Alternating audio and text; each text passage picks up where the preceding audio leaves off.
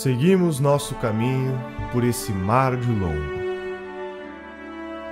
Até que terça-feira das oitavas de Páscoa, que foram 21 dias de abril, topamos alguns sinais de terra. O capitão pôs o nome de a Terra de Vera Cruz. E dali avistamos homens que andavam pela praia, uns 7 ou 8. A feição deles era serem tanto avermelhados, de bons rostos e narizes bem feitos. Seus corpos são tão formosos que não pode ser mais. Eles não lavram nem criam. Nem há aqui boi ou vaca, cabra, ovelha ou galinha, ou qualquer outro animal que esteja acostumado a viver do homem. Enquanto ali andavam, dançaram e bailaram, sempre com os nossos, ao som de um tamboril nosso, como se fossem mais amigos nossos do que nós, seus. Até agora, não podemos saber se é ouro ou prata, ou outra coisa de metal ou ferro. Águas são muitas, infinitas, e desta maneira dou aqui a vossa alteza conto do que nessa vossa terra vi.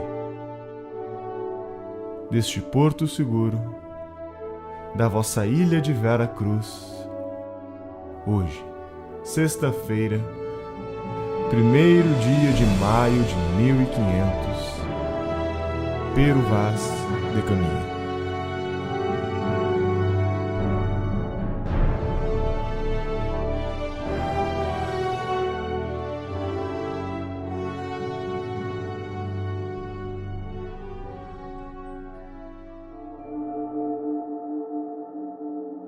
História é um lugar para pessoas sérias que querem investigar os temas, não querem agradar partidos.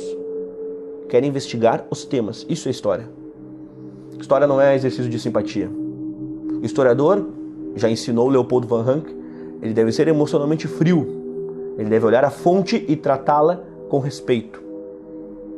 Mark Bloch vai dizer, a fonte deve ser interrogada. Encha de perguntas aquele documento, porque não é só no documento que está a história. Ele precisa de perguntas, ele precisa de interpretação. Só que toda interpretação tem um limite.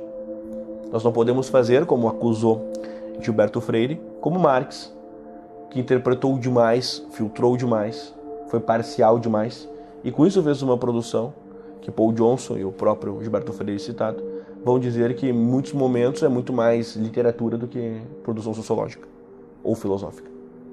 Há sempre a força do instante. A nossa vida, ela é formada por instantes definitivos até o instante final, que é o instante da morte.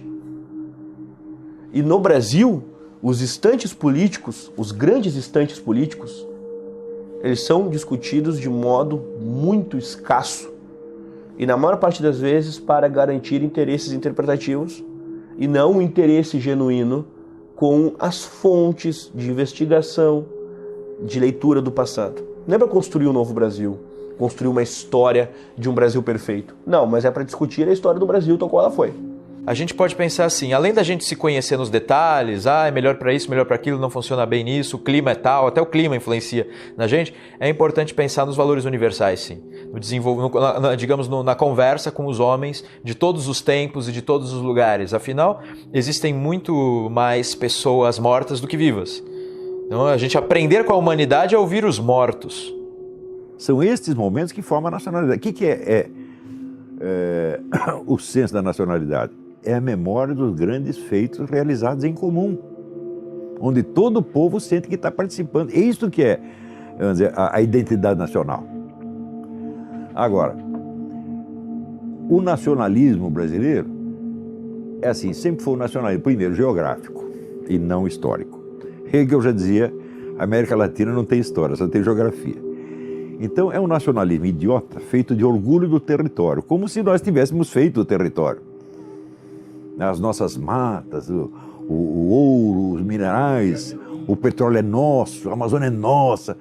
Quer dizer, é um negócio geográfico. Em segundo lugar, é um nacionalismo ressentido, que não é um nacionalismo, é um anti-americanismo apenas. Então, nós não temos, pelo menos no século XX, não temos uma verdadeira cultura nacionalista que teria que ser feita em torno dos valores nacionais efetivos, condensados nesses momentos em que o povo fez o seu próprio destino. Por que o Brasil é o país do futebol? Porque a gente não para de recordar a história do futebol. A gente está sempre lembrando das Copas, sobretudo a Copa de 70 com Pelé, a gente lembra dos outros, e sempre os nomes circulam, os nomes deles, né? Eu sou de Santos, em Santos tem estátua do Pelé, lá perto da minha casa. Como a gente lembra da história do futebol, cada um torce para um clube, você torce para um time. Você vai memorizar o título dele, o que ele fez no ano tal, quem foram os grandes jogadores. É assim que faz, você vai ter orgulho disso. Não é? Você vai ter que querer o quê? Manter um padrão de antigamente. Não, nós já fomos campeões disso. Te dá um orgulho, uma autoestima, você quer manter aquele padrão. Cadê? O da inteligência, o da moral, o da política, o do heroísmo, o da guerra. Assumiram com todos. Tem o que? O Olga Benário. Fazem filme de Olga Benário. Uma militante comunista, soviética, treinada na Rússia para matar brasileiro aqui, para implantar comunismo. É isso que fazem filme, 2004, se não me engano. A falta de heróis está tão grande assim, a falta de modelos, a falta de arquétipos, de paradigmas. Não está tão grande. Brasil Colônia. Esse processo durou da metade do século XVI até a primeira metade do século XIX, tendo variações geográficas ao longo desses quase 3 séculos de existência.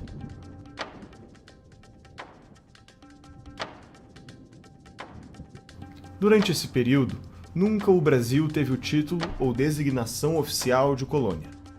Durante o processo de colonização, o Brasil teve apenas 2 designações oficiais: Estado do Brasil e Reino do Brasil. Por que o termo Brasil Colônia é utilizado até hoje com uma conotação de mera exploração? Se o Brasil foi uma colônia, por que ela era mais rica do que os Estados Unidos em seu período colonial? A quem devemos o legado de fundador do Brasil? Qual era o plano? O que deu errado?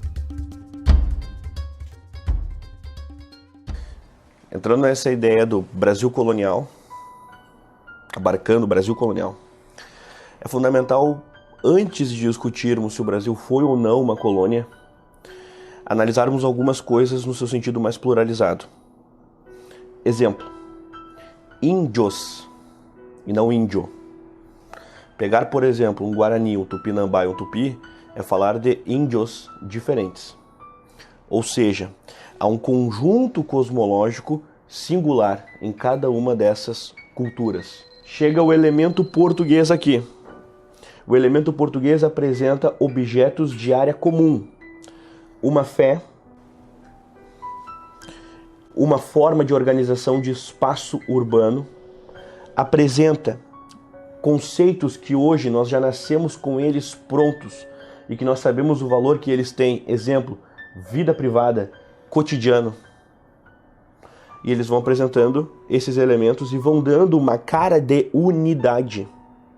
E essa cara de unidade, essa consolidação, é que vai possibilitar uma discussão se o Brasil foi ou não uma colônia, já que nós vamos encontrar um processo civilizatório ocorrendo no Brasil, e não apenas uma colônia per si em que a exploração ocorre.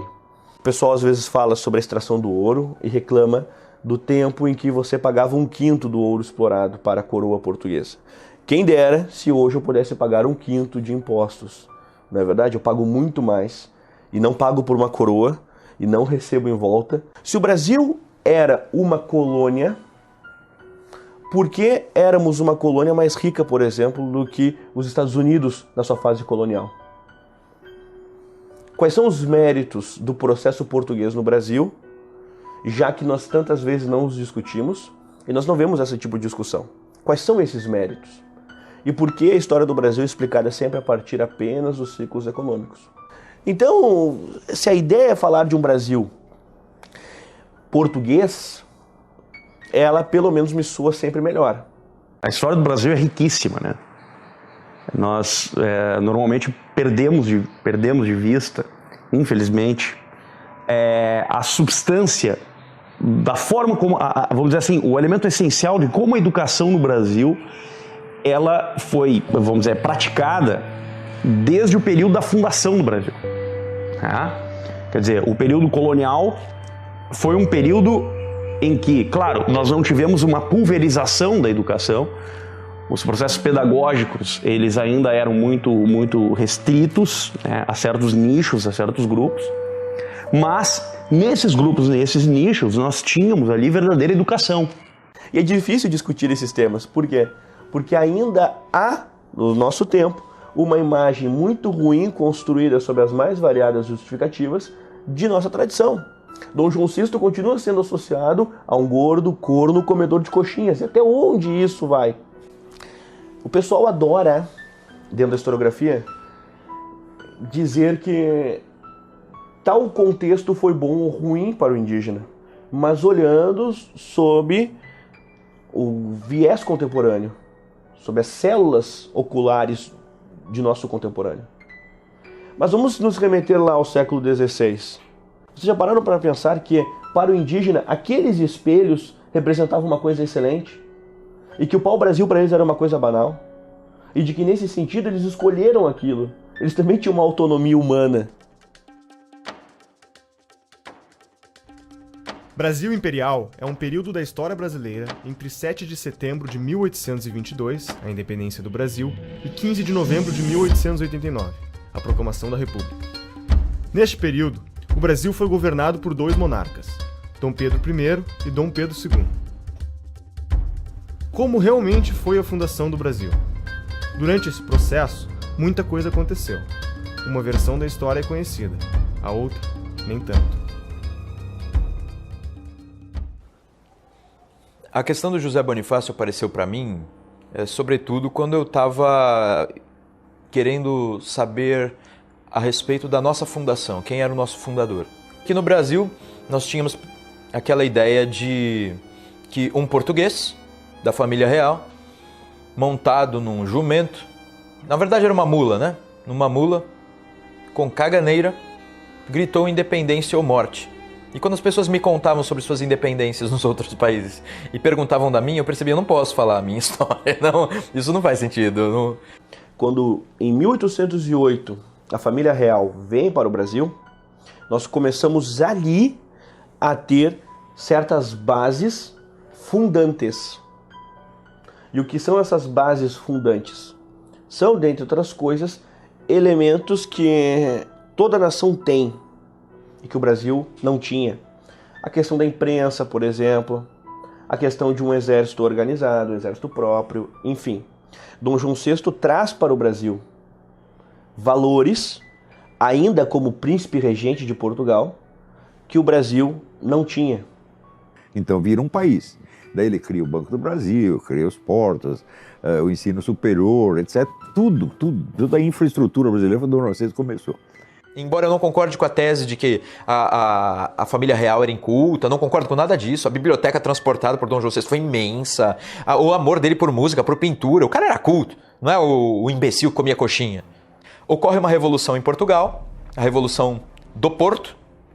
E nesse contexto, eles queriam obrigar então o Dom João a voltar do Brasil para Portugal, porque estavam já enciumados, estavam achando que só o Brasil ia para frente, coisas assim. Volta Dom João VI e depois eles queriam que o próprio Pedro voltasse também.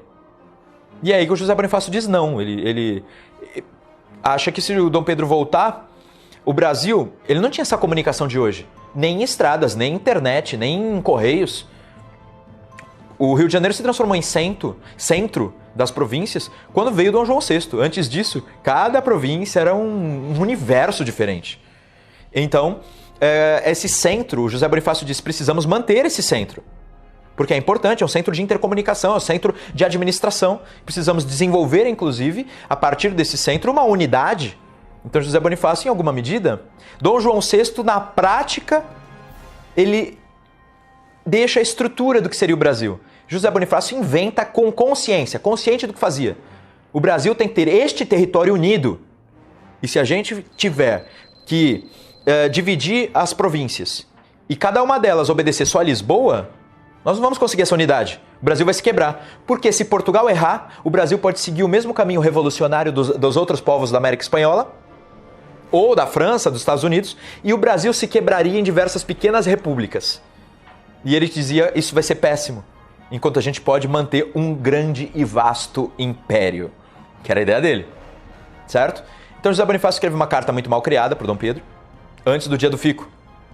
Então vai ter o dia do fico e o José Bonifácio escreve para ele que se você tem honra de homem, né, e de príncipe, você vai ficar. Porque senão você vai ser responsável pelo rio de sangue que vai correr aqui. Essa foi a carta que José Bonifácio mandou. O José Bonifácio, dias depois, é chamado para integrar o ministério. Então, Dom Pedro I deu muito valor. Não era Dom Pedro I ainda, né? É príncipe regente. Mas Dom Pedro deu muito valor a José Bonifácio. José Bonifácio integra o ministério. A partir daí, ele manda Dom Pedro viajar pelas províncias. A ideia era viaje de província por província, porque o brasileiro tem esse valor ao símbolo do imperador, do rei. É que o José Bonifácio que cria o termo império, ele muda isso. O Portugal estava acostumado a falar em rei e reino. Então, ele fala, para a gente fundar esse império, eu preciso da unidade. Para fixar a unidade, eu preciso de um centro de força e união. O centro é o Rio de Janeiro e a pessoa que simboliza esse centro é Pedro. Pedro, viaje para as províncias e conquiste o povo. Pedro era carismático. Coloca o Dom Pedro como, digamos, o símbolo de união. Foi o José Bonifácio. E como é que eu tenho certeza disso? Porque ele fundou uma sociedade paramaçônica para enfrentar a maçonaria. Ele sabia muito de sociedade secreta. Ele fundou uma sociedade secreta chamada a Nobre Ordem dos Cavaleiros da Santa Cruz. Santa Cruz, um dos nomes antigos do Brasil. Na sociedade secreta dele tinha uma das lojas, né, que ele não chamava de loja, chamava de palestra, chamava-se Independência ou Morte, muito antes do grito. Ele inventou o termo. Ele coloca Dom Pedro de Arconte-Rei, que era o cargo mais alto, que é quase o imperador. E ele, logo em seguida, que quando o Brasil, primeiro império, Dom Pedro I, qual é o primeiro-ministro? José Bonifácio. Toda a estrutura ele criou na sociedade secreta dele. Enquanto estavam discutindo se ia ser república, se ia manter o príncipe dele, já tinha montado tudo. E aí, por isso que ele é o fundador do Brasil, tá entendendo? O que é o projeto antigo que herda desde Dom Henrique, que era o príncipe das grandes navegações, dos os Joões anteriores a Dom João VI, tudo. O que ele faz? Não, Portugal, o grande império, o ideal de grande império, o ideal de civilização cristã, certo? O ideal de ser maior que os gregos, que é o ideal de Camões. Ele diz Portugal superou os gregos. Aquilo que cantavam os gregos fica pequeno se a gente fala das grandes navegações de Portugal. Esse é o ideal. José Bonifácio traz para o Brasil. Então vamos defender, Cavaleiros da Santa Cruz. Vamos defender essa coisa gigante. E o último discurso dele em Portugal foi que terras para o grande e vasto império, para a gente fazer uma nova civilização. Onde a gente tenha o assento com 2 S, claro, a gente tenha o assento para as ciências, as letras e as artes. A gente até fica emocionado de pensar no que o Brasil se transformou, tendo uma fundação, um fundador desse e um ideal de fundação desse. O Brasil era isso tudo.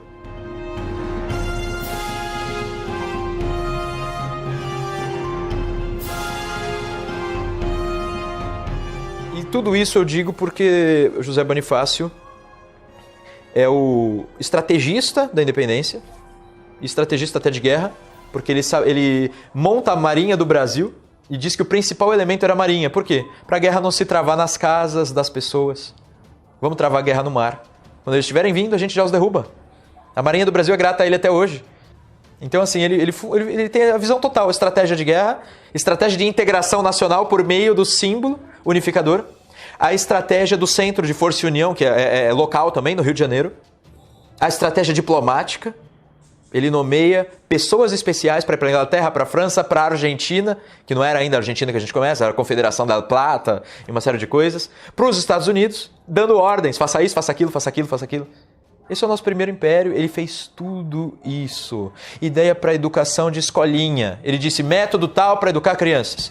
Universidade vai ser fundada em São Paulo com essas e essas bases, cursos tais e tais. Tá? Como tratar os franceses? A gente faz isso e cria um ciúme com os ingleses. Se eles não obedecerem, a gente vai para os ingleses. Se eles não gostarem, a gente fala que a gente se une com os argentinos e mata todos eles. E coisa assim. Ideal de integração americana, que fala, não sei o que a esquerda pega, Foro de São Paulo, tem nada a ver, ele inventou. Com outros objetivos, com outras funções, com aproveitamento evidentemente comercial, mas sobretudo de autodefesa. Não vamos deixar a Europa mandar aqui. Brasil, República.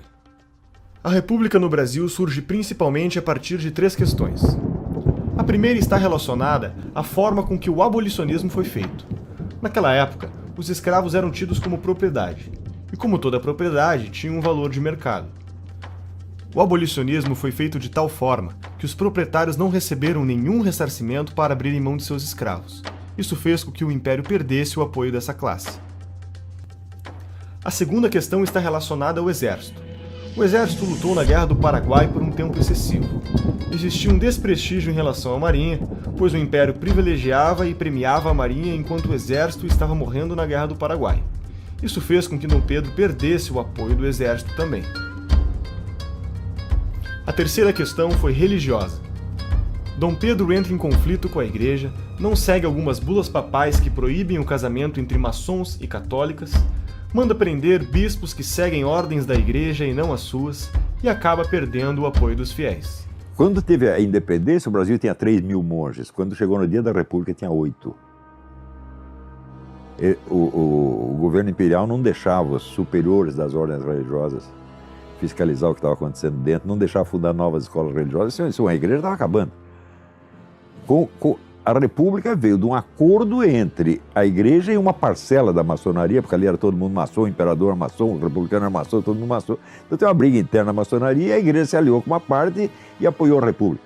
Quando a República é instaurada, que é um golpe em cima da monarquia, a monarquia já tinha construído esse argumento.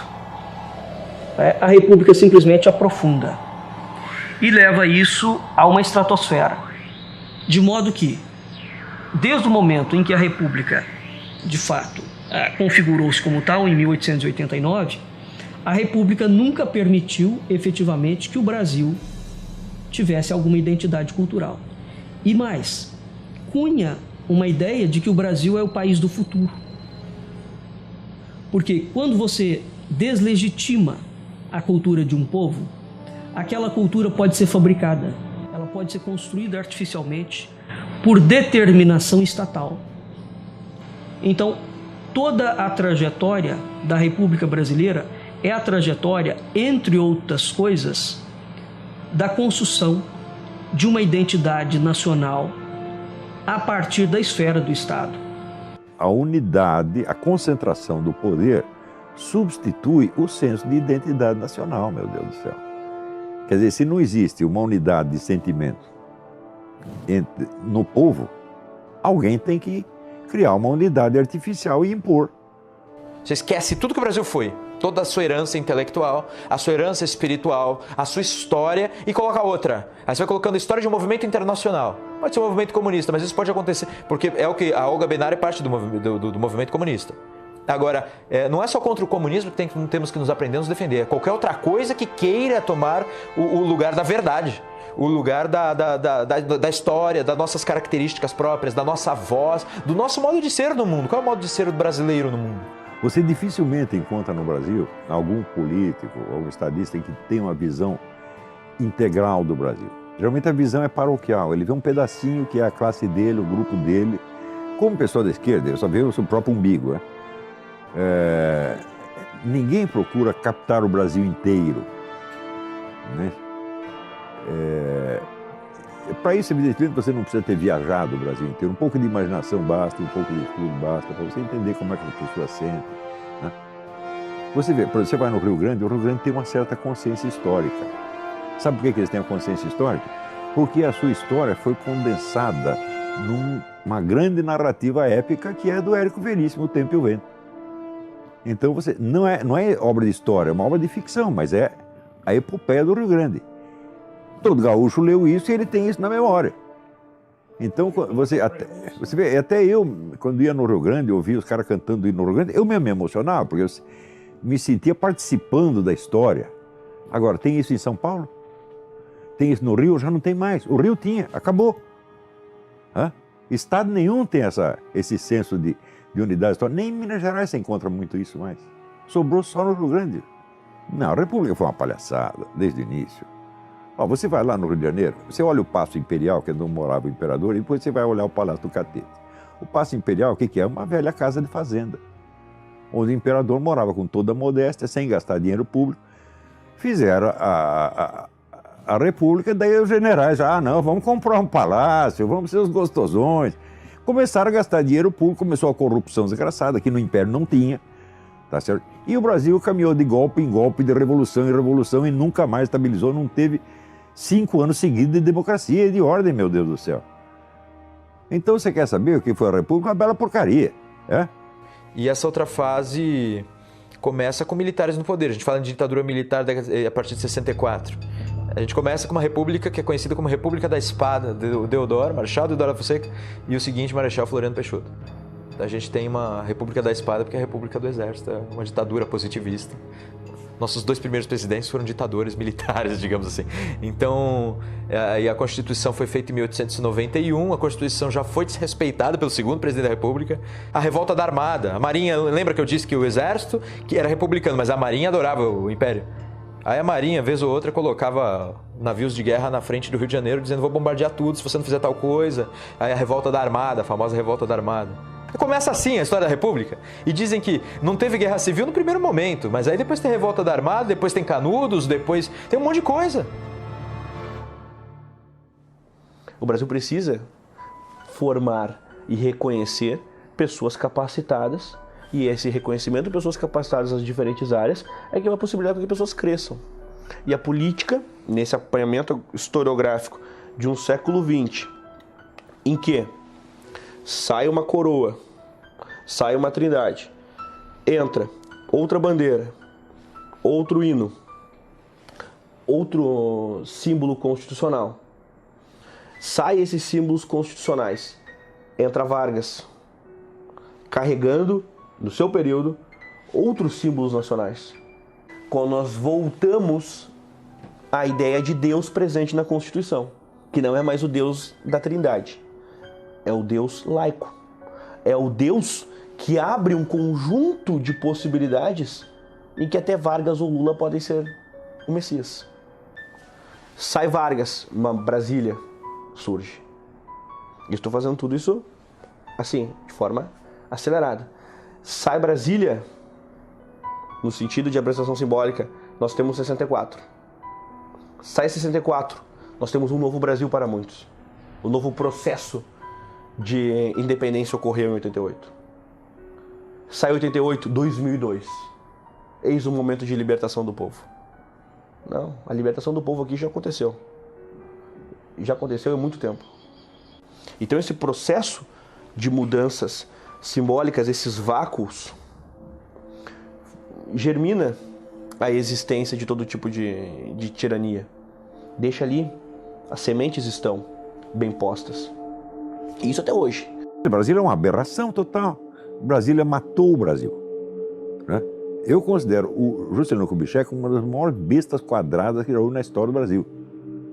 Porque o Rio de Janeiro, ele era a síntese do Brasil, né? Se você pegar, por exemplo, a literatura brasileira, ela é toda feita de sujeito que saiu do Amazonas, do Ceará, do Rio Grande, aí foi parar no Rio. E aí no Rio você tinha o diálogo entre as várias culturas do Brasil, né? Agora mudou para Brasília, criaram lá um tipo de arquitetura que torna uma manifestação popular quase impossível, porque está longe e os edifícios são dispostos de tal maneira que o povo não tem sequer acesso. Vocês viram isso em março de 2015, não é isso? Agora, se o governo estivesse no Palácio do Catete, ele caía em 24 horas. Tá entendendo? Então criaram uma capital para ser uma ditadura. Existe um livro feito por 2 arquitetos soviéticos, cujo nome não me ocorre agora, são 2 nomes complicados, que chama Cidade Comunista Ideal. É o modelo de Brasília. E foi isso que eles fizeram lá. Quer dizer, você chama um negro comunista para fazer a capital do país. Ele vai fazer o quê? Uma arquitetura comunista, evidentemente. É um falso símbolo nacional. Brasília não condensa nada da nacionalidade. Você vê ali algum sinal da velha arquitetura brasileira? O grande arquiteto que condensa a arte da arquitetura brasileira é o Zanini, não o Niemeyer. O Zanini trabalha com material nacional, aliás, só lida com matérias-primas do local, tá certo? Então, quer dizer, este é o arquiteto que personifica o Brasil. Claro, existem outros, evidentemente, né? Eu gosto muito do Marcos de Vasconcelos, tem vários arquitetos notáveis, mas o Niemeyer não é um deles, né? A arquitetura de Niemeyer, como a do tal do Vila Nova Artigas, arquitetura comunista, Tá certo? Agora, a arquitetura comunista é a arquitetura para um governo centralizador. Agora, quem está no governo? Não precisa ser os comunistas. Foram os militares que ocupam. Eles fizeram a capital e deram para os militares. E daí veio uma ditadura falando, mas vocês fizeram a capital para ser uma capital da ditadura, virou uma ditadura, pô. Regime militar. Esse período durou de 1964 a 1985, época marcada pelos atos institucionais e pelos 5 governos militares. Governo Castelo Branco, Governo Costa e Silva, Governo Emílio Médici, Governo Geisel e Governo Figueiredo. A saída do João Goulart foi precedido também de várias ações. As mulheres nas ruas, em marcha, a Igreja Católica, os padres pregando abertamente que Deus orasse pelo Brasil, Deus abrisse seus olhos para o Brasil e tirasse o governo ali. Toda a mídia, exceto o jornal Última Hora, a OAB, a questão dos empresários também. Por que os empresários? Eles não queriam suas empresas estatizadas. Os produtores rurais. Por que os produtores rurais? Porque eles não queriam ter as suas propriedades confiscadas. Então está todo mundo interessado. Os padres, né, a Igreja Católica, porque nos comunismos não tem religião. Muito pelo contrário, os religiosos são perseguidos. Como Fidel Castro perseguiu os religiosos da raiz, da matriz africana. Ninguém mais aguentava o governo João Goulart, que realmente estava desmantelando o país. Então, fizeram o que foi até então a maior manifestação popular da história e derrubaram o governo com a promessa de fazer novas eleições em 6 meses. Depois de 6 meses, decidiram que era melhor ficar por lá mesmo. E ficaram 20 anos, meu Deus do céu. O que se espera que aconteça? Que eles saiam de lá com grande popularidade? Até que saíram, tiveram popularidade, até o governo Médici, o presidente Médici, do qual se fala tão mal, ele, na última semana de governo, ele tinha 82% de popularidade. Depois, com o Geisel e Figueiredo, a coisa foi caindo. Quando eles saíram, não tinha popularidade nenhuma. Está todo mundo por aqui com eles. E olha, tem um ditado que diz que o hóspede não deve ficar na casa mais de 3 dias, porque no 4º dia já começa a encher a paciência. Os militares cometeram esse grande erro, disseram, nós vamos ali resolver o problema e vamos para casa. Ficaram lá 20 anos, meu Deus do céu. Aquilo poderia ter marcado a nossa história para sempre. Bastava que eles cumprissem o que prometeram ao povo. O Brasil tem um risco. O que é o risco Brasil? Nós temos uma Constituição extremamente interventora, extremamente forte, em que o Estado manda sempre e manda em tudo. Se elegermos um socialista ou um comunista em cima dessa Constituição, você tem facilmente um Estado totalitário. Porque juridicamente ele já tem o poder para criar o Estado totalitário. Ele não tem bloqueio nenhum, ele não tem limite nenhum. Ele tem um Estado quase que ilimitado, que ele pode brincar com isso.